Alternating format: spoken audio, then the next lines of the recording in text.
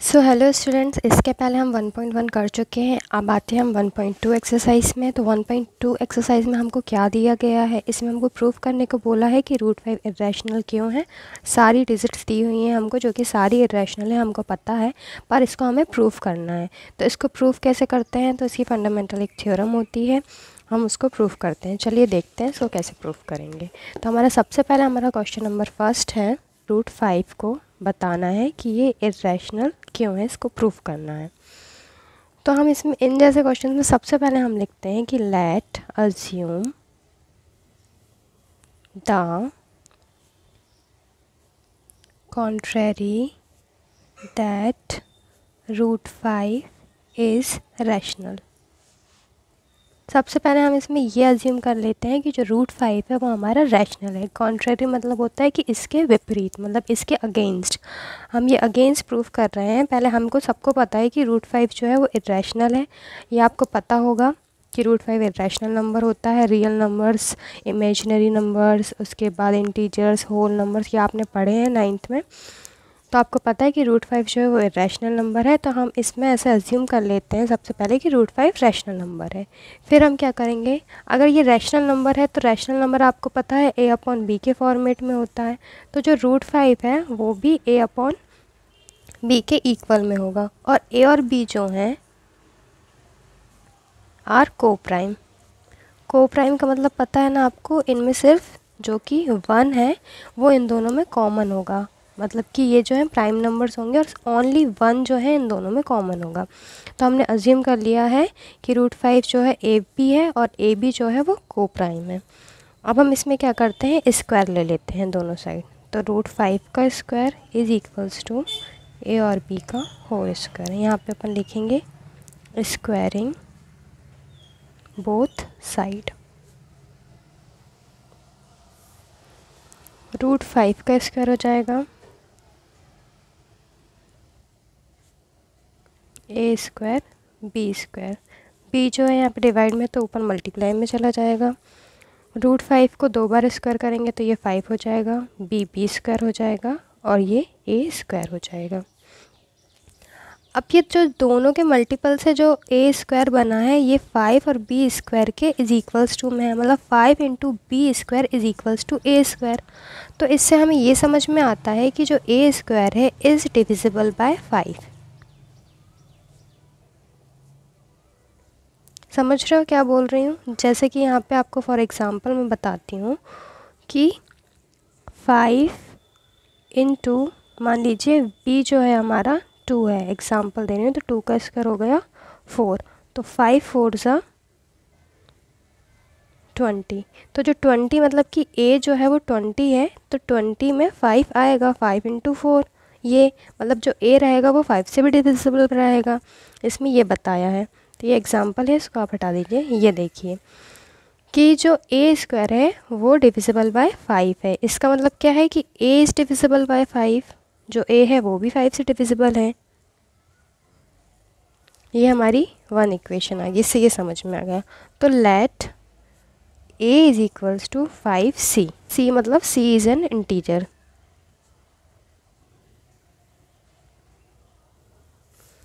अब क्या होगा, इन दोनों इक्वेशंस को रखते हैं कि 5b square is equals to, जो a है वो 5c है, 5c का स्क्वायर। क्योंकि जो a है ये हमने जो माना ये 5 से डिविजिबल है, तो मतलब 5 तो होगा ही होगा, और जो भी एक नंबर होगा इसके साथ वो c, मतलब कोई भी इंटीजर है। तो a को हमने 5c लिख लिया। अब ये जो फर्स्ट इक्वेशन है वही की वही हमने यहाँ नोट कर दी, 5b square is equals to 5c square.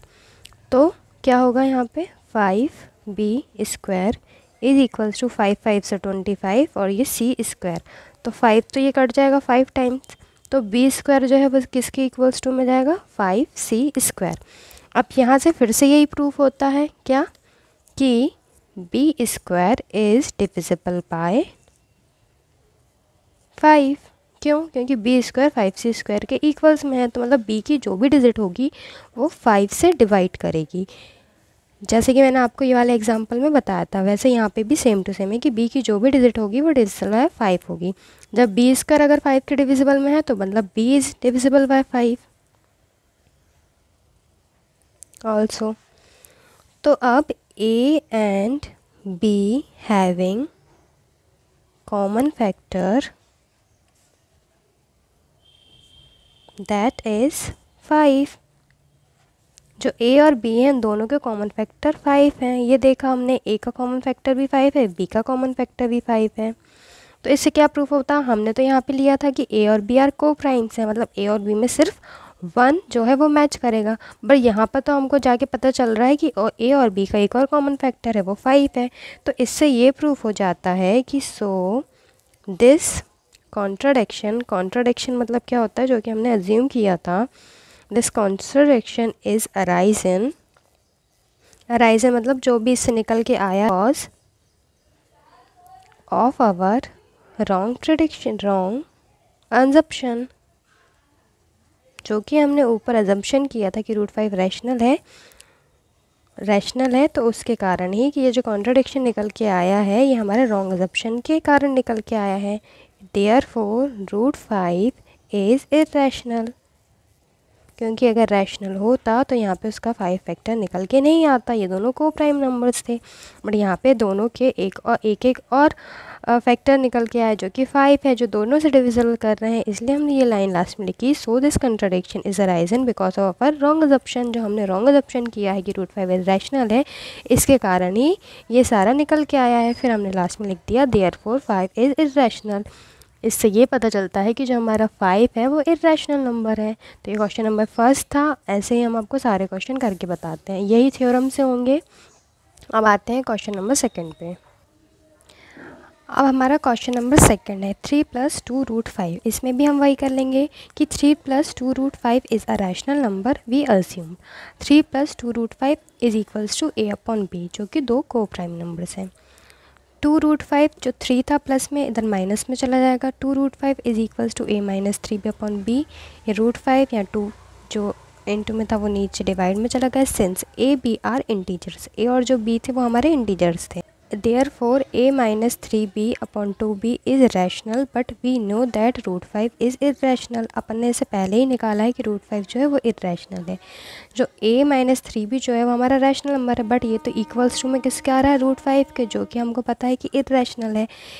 That's why 3 + 2 √5 is irrational. इसलिए हमारा 3 + 2 √5 जो है वो इर्रेशनल हो जाएगा। ये वाले क्वेश्चन हम पहले कर चुके हैं √5 वाला, इसलिए हमने ये वाले क्वेश्चन में डायरेक्ट लिख दिया कि हमको पता है कि √5 जो है वो इर्रेशनल नंबर है। बट अगर आपके एग्ज़ाम में अलग से ये आता है तो आपको पहले √5 जब ये आएगा तो आपको यहाँ से फिर √5 को पहले इर्रेशनल प्रूफ करना पड़ेगा।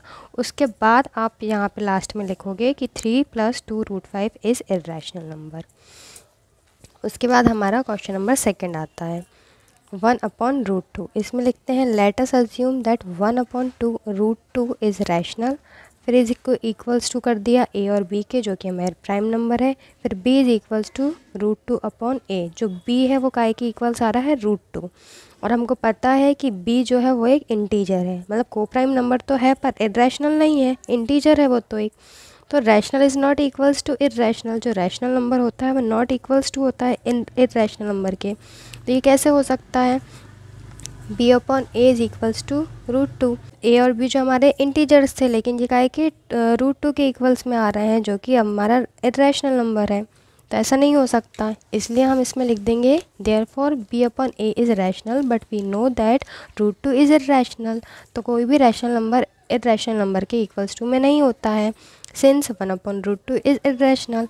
जो हमने नहीं प्रूफ किया था, इसलिए मैंने आपको यहाँ पे √2 का अलग से प्रूफ करके बता दिया कैसे होगा। ये भी सेम क्वेश्चन नंबर फर्स्ट जैसे होगा, जो हमने √5 को किया था वैसे ये भी होगा। इसमें भी हम पहले √2 को इक्वल्स लेंगे A और B के। A और B हमारे को प्राइम है, फिर स्क्वायर करेंगे दोनों का, बोथ साइड स्क्वायरिंग होगी। A² जो है B² के इक्वल्स में जाएगा। फिर हम लिखेंगे कि यहाँ 2 और B² से मिलके A बना है, 2 × B² से। तो मतलब जो A² जो भी होगा वो 2 से डिविजिबल होगा, मतलब इसका फैक्टर होगा 2 से डिविजिबल होगा। हमने यहाँ पे लिखा A² इज़ डिविजिबल बाय 2, तो A जो है वो भी डिविजिबल बाय 2 से होगा। फिर हमने A को कोई डिजिट मान ली कि यहाँ 2 से तो होगा ही होगा, into C is an integer. यहाँ पे लिख देना C इज़ एन इंटीजर। फिर 2b के इक्वल्स में हो गया, यहाँ पे हमने फिर से वही किया, तो b square equals to 2c², वहाँ से फिर से प्रूफ हो गया कि b square is divisible by 2, b is also divisible by 2, a into b having common factor 2, so this contradiction is arisen because of our wrong assumption, जो हमने wrong assumption की थी कि ये रैशनल नंबर है, therefore रूट 2 इज़ इरेशनल, इसलिए root 2 irrational है। तो ये वाले क्वेश्चन में हमने डायरेक्ट कर दिया, क्वेश्चन नंबर 3 के फर्स्ट में 1/√2 में हमने डायरेक्ट लिख दिया कि रूट 2 इरेशनल है। ये इसका मैंने आपको प्रूफ करके बता दिया कि रूट 2 क्यों इरेशनल है। अब हम आते हैं क्वेश्चन नंबर 2 पे, 3 का क्वेश्चन नंबर 2। क्वेश्चन नंबर 2 7√5, तो हम शॉर्ट में लिखा है, पर जो मैंने फर्स्ट क्वेश्चन कराया है उसमें मैंने इसमें बहुत थ्योरेटिकल और लॉन्ग लिखवाया है, इसमें थोड़ा शॉर्ट में लिखा है, बट आप लॉन्ग में ही लिखिएगा।